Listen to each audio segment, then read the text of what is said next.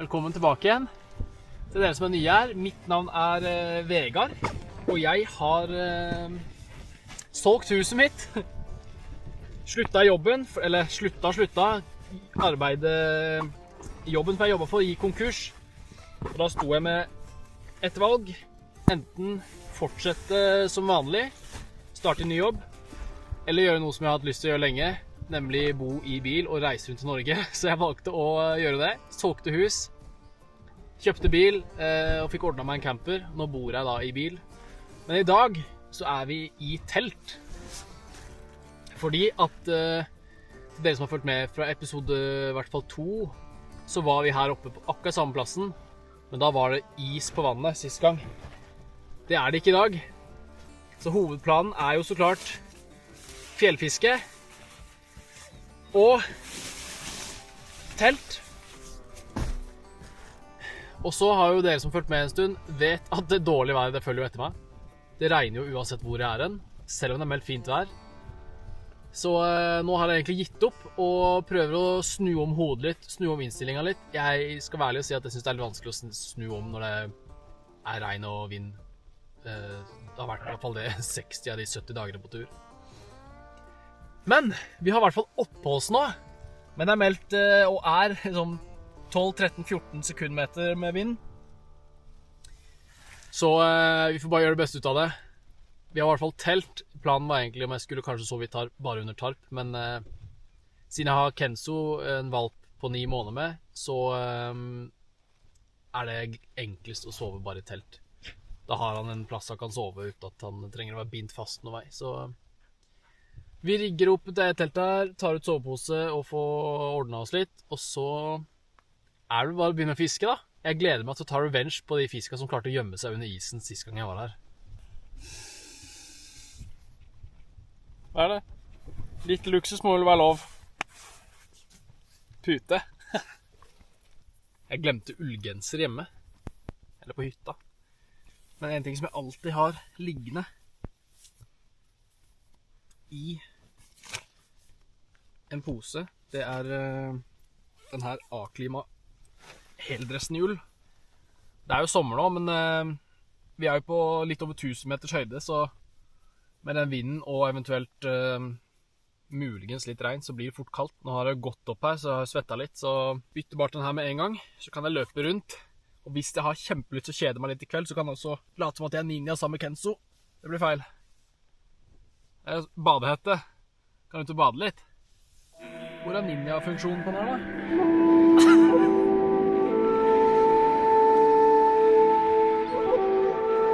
Det er bedre. Kan egentlig bare løpe rundt i kun den her. Nå kan fisken bare gå og legge seg. En annen ting jeg også har kjøpt for en stund siden, som faktisk kun ligger i den her, det er en billig, tynn dunjakke. For nå tok ikke jeg med meg vindjakke opp her. Jeg tok med regntøy, regnjakke og regnbukse. Og det funker jo det, så klart. Men det er jo ikke noen vindaviser, så jeg har alltid en tynn dunjakke liggende her, så den kan jeg bruke nå. Jeg har ikke en sånn superplan på hvor lenge vi blir her. Da er det meldt mye vind i dag, og så var det tidligere meldt regn. Nå er det ikke meldt regn, men jeg tror det kommer til å regne, fordi at jeg er her. I morgen så er det meldt oppholds. Kommer sikkert til å regne da også. Men jeg kommer forberedt. Jeg har med meg regntøy, så come at me, bro. Helst ikke, men jeg er i hvert fall forberedt. Jeg pakket mat for 2 dager, og så er det jo fisk her, så vi får jo mat. Håper jeg. Fy flate, nå kommer det noen mørke skyer her, altså. Ai. Hadde vært fint hvis jeg slapp unna. Prøver først å kaste med sluk. Får se om jeg kan prøve mark og dupp etterpå. Starter med klassikeren, en møresilla, bronse og svart, 10 grams. Hoi!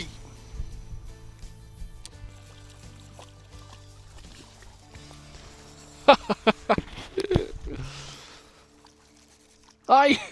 Det var fisk på første kast. Klarte ikke å få kroka den da. Der var den igjen. Det kan love godt. Fy flate, jeg hadde napp på de 5 første kastene, så har det dødt siden. Du har lyst til å prøve da? Jeg har lyst til å prøve mark og dupp. Jeg har kjøpt ny mark, og jeg tror ikke jeg kan huske, i hvert fall ikke i voksen alder, at jeg har fått fisk på mark og dupp. Det er mest sannsynlig for at jeg synes det er litt kjedelig, for det er jo ikke noe du bare står og ser. Men jeg har lyst til å se den duppen gå ned, og så nappe til. Jeg må i hvert fall prøve. Ser ut som en ninjafisker, eller? Skjer jo ingenting med duppen, den bare henger der. Sjekk været da. Oh my god, jeg håper vi slipper unna det. Det hadde vært superdigg. Men det kan se ut som at det blir regnbukse. Den tid, den sorg, tenker jeg. Å faen. Det regner da. Skal jeg vente og håpe på at vi slipper unna det verste, eller skal jeg bare ta på meg regntøy med en gang?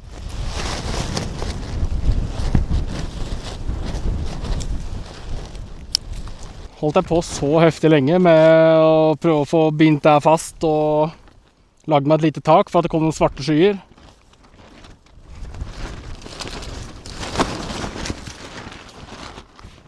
Og når jeg endelig får den opp, så blir det sol.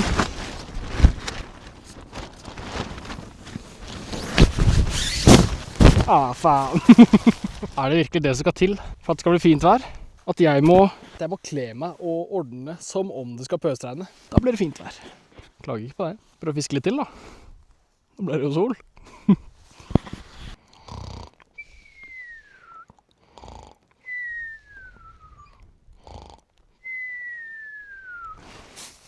Ingen fisk. Nei. Ingen fisk på duppen ennå.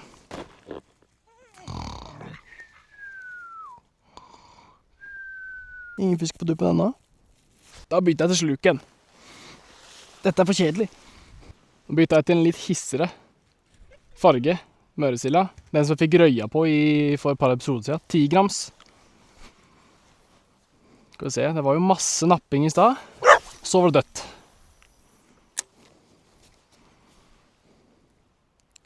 Kommer ikke løs selv noen bjeffer, vet du hvem så. Fy flate, sjekk på den veggen som kommer her av en sky da. Åh, goddammit. Det ser fuktig ut.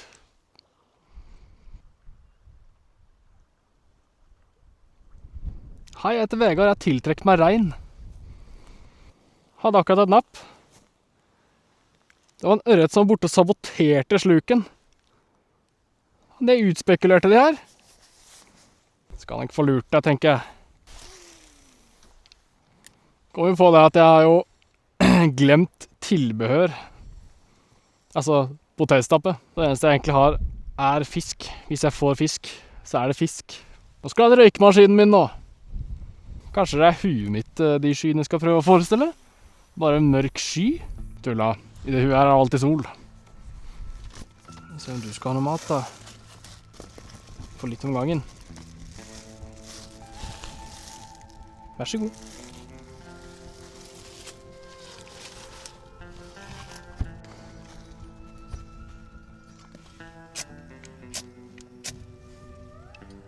Nå velter hele dritten.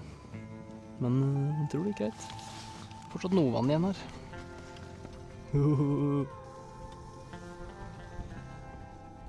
Tikka masala blir det i dag. Tikka masala. Det lukter noe godt, Kenzo, men du spiste jo akkurat tikka masala, du. Hundetikka masala.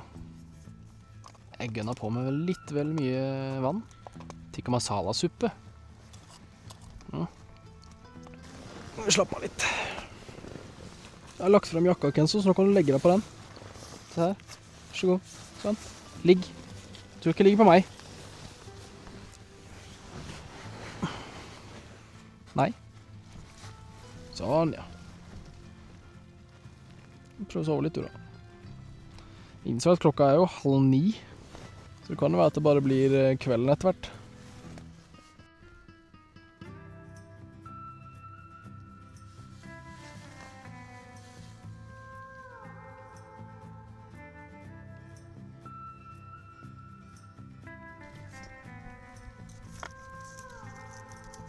Og så trengte litt søvn, tror jeg.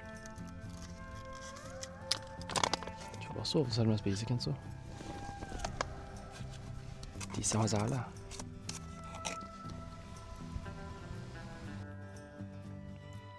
Jeg var sliten, ja. Heldigvis er jeg vant til å sove med litt teltduk-lyd fra camperen. Så jeg tror ikke at det blåser på teltduken er så farlig for han.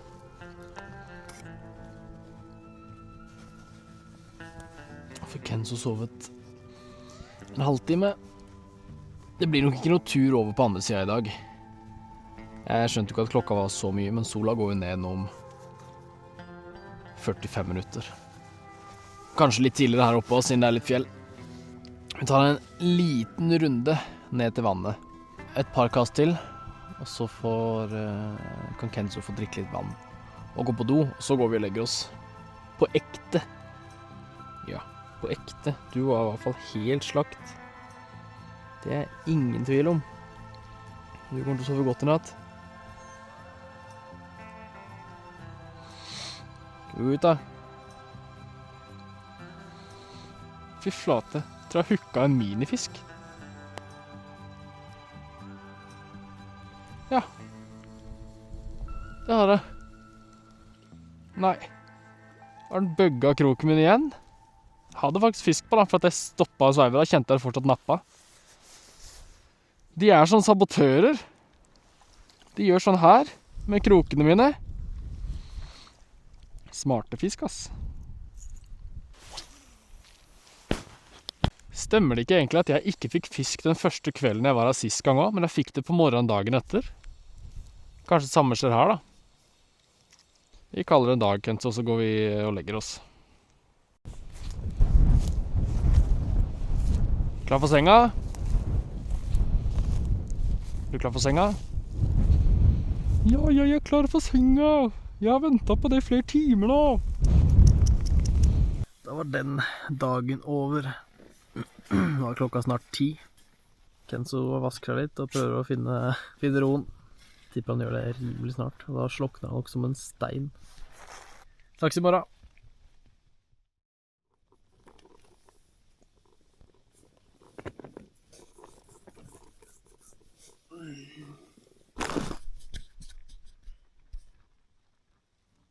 Så dritgodt det. Dette vil Havås ha gjort. Våkna et par ganger i natt. Men det gjør man vel ofte i telt. Men nå er klokka 8. Så nå er det bare å komme seg opp og få lagd en frokost. Fiska litt. Gripedagen.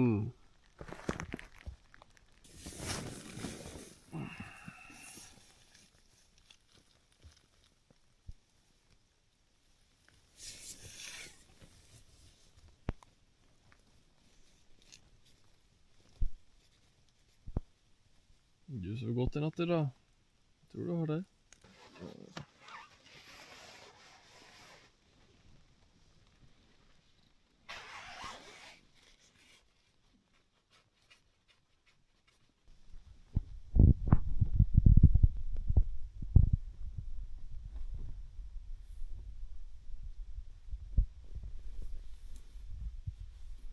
Du har litt morratrinn du også, Kenzo. Det ser ut som at været ganske fint i dag. Skal du ut og løpe litt, Kenzo? Det jo trygt for deg å løpe fritt her. Det jo ingen her.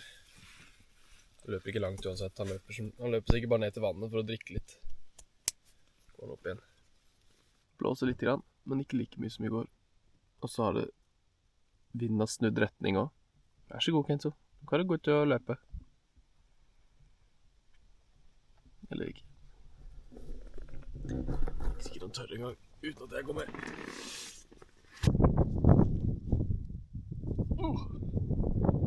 Kaldt kan det være. 8 grader. Og vind da. Løper ned og går på dass, Kenzo. Nå forstått jeg også. Er du i gang med å skremme fisk, Kenzo?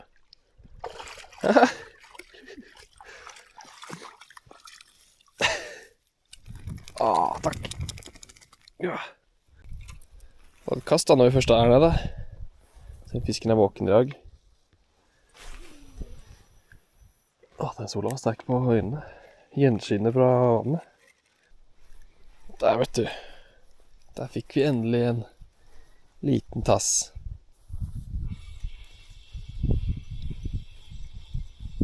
Vi ser på den her, Kenzo.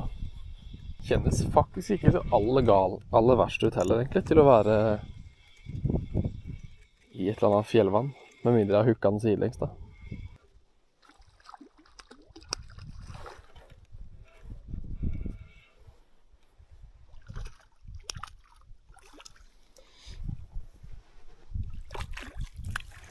Jo!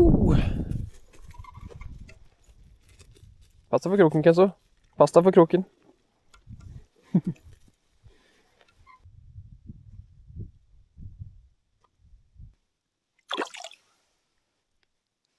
Jeg lot den svømme videre, fordi at... Nei, grunnen er rett og slett fordi at jeg har lyst til å prøve å fiske litt mer. Og så den ikke har med så mye tilbør til den fisken, så tror jeg bare spiser en real turmat eller sånn hurtigmat på morgenen. Ja. Og så pakker jeg ikke ned teltet, jeg tror jeg bare lar det stå, for at jeg er så begrenset med hvor plasser jeg kan sove her, at den plassen, jeg sov så godt der i natt at den kan bare bli. Tar med meg fiskestanga, og så går vi over på andre siden etterpå. Og så prøver jeg å fiske på den siden der, og så kan jeg tenke å prøve å gå over den toppen. For å se hvor langt det er til neste vann etterpå, og så eventuelt fiske der. Så får vi fisk da på den turen, så tar vi det bare med oss tilbake igjen, tenker jeg. Det kunne jeg tenkt meg gjort.